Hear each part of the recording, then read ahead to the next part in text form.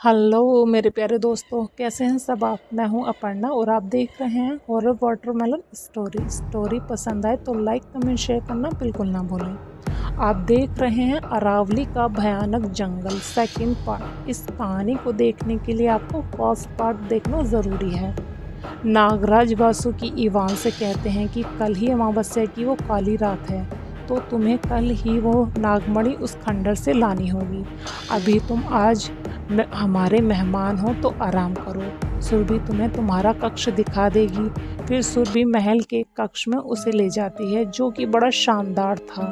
Surabhi Ivan को प्यार भरी नज़रों से देखते हुए बाहर की ओर चली जाती है। इवान आराम करते हुए सोचता है कि ये सब मेरे साथ में क्या हो रहा है, कहीं मैं सपना तो नहीं देख रहा हूँ। लेकिन ये सब तो एक हकीकत है। यही सब सोचता हुआ वह नींद की वादियों में चला जाता है। अगले दिन सुबह होते ही सुरभि उसके सामने थी।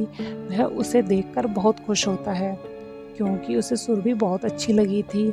सुरभि उसे नाश्ता करवाती है और नाश्ते के बाद वो दोनों महल के बाहर बगीचे में चहलकदमी करते हुए बातें करते हैं। सुरभि उसे अपने पूरे नागलोक की सैर कराती है। इवान को ये नागलोक एक जादुई दुनिया सा लग रहा था। उसने तो कभी सपनों में भी ऐसी जगह नहीं देखी थी। वह बहुत खुश था यहाँ पर आकर सुरभि से मिलकर। फिर वो दोनों जहाँ सभा लगती है दरबार में, नागराज वासुकी के पास आते हैं। नागराज वासुकी इवान से कहते हैं कि आज ही अमावस्या की वो काली रात है और आज ही आधी रात में यानी 12 बजे कालवश तांत्रिक उसी खंडर में वह शैतान की पूजा करके मणि की शक्तियों का प्रयोग करेगा। आज उस मणि की शक्तियाँ जागृत होंगी। यही सही समय होगा उस मणि को चुराकर हमारे पास लाने का। सुरभि खंडर के बाहर ही तुम्हारी प्रतीक्षा करेगी, क्योंकि सुरभि खंडर के अंदर नहीं जा सकती। तुम वो मणि सुरभि के पास तक लानी है।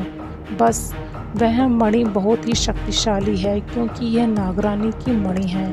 इसी से हम उन दोनों का खात्मा करेंगे। इवान और सुरभि रात के पहर में दोनों नागलोक से बाहर निकलकर जंगल में उसी खंडर की ओर बढ़ने लगते हैं। कुटिया के पीछे पेड़ों और झाड़ियों में ये छिपा हुआ खंडर बड़ी ही डरावनी जगह लग रही थी। जैसे ही खंडर के नज़दीक पहुंच रहे थे, वैसे ही ज़ोर ज़ोर से चीखने चिल्लाने की आवाज़ें आ रही थीं। बड़ा ही डरावना जंगल लग रहा था। सुरभि आगे चल रही थी। उसने कहा, डरो मत, मैं तुम्हारे साथ हूँ। मैं तुम्हें कुछ भी नहीं होने दूंगी।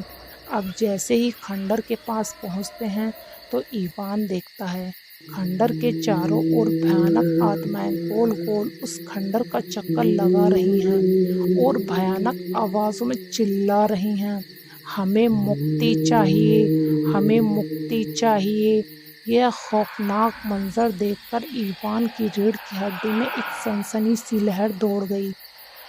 सुरभि इवान के कंधे पर हाथ रखकर कहती है, डरो मत, ये वही आत्माएं हैं जिन्हें कालवश तांत्रिक और उस शैतान ने इन्हें बड़ी बेरहमी से मार डाला।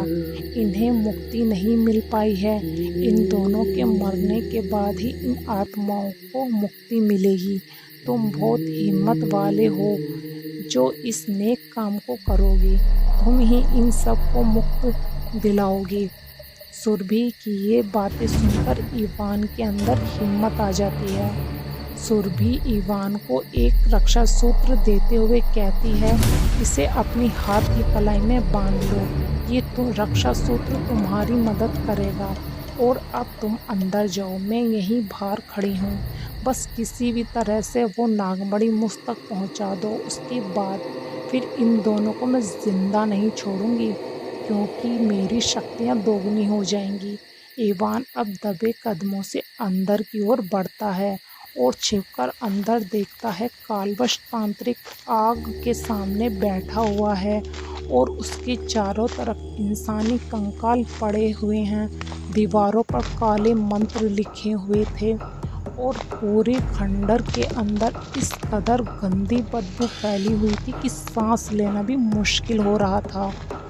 वह तांत्रिक ठीक अपने सामने काले पत्थर पर मणि रखकर अपनी पूजा करने में व्यस्त है और ठीक उसके सामने वहाँ पर जिंदा शैतान भी आंखें बंद किए खड़ा हुआ हिल रहा था।